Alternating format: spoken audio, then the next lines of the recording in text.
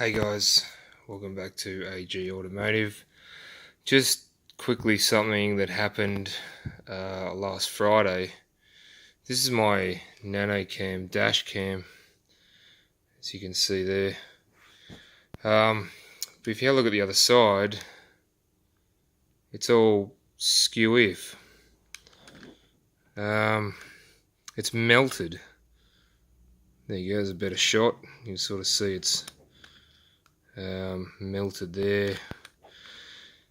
Last Friday we've had a huge week last week of heat wave, and this is in my car. And last Friday I was driving, it wasn't working, so I took it off the window and noticed it looked like this. And I was like, wow, I've never known any dash cams to melt. You even see there, if I close up, you can see inside it.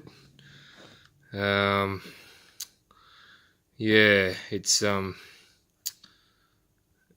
seen better days, I think. I'm pretty sure that's not covered under warranty. But anyway, yeah, I just wanted to let you guys know that this nano cam I got melted in the sun, nearly 40-degree heat. So yeah, thanks guys.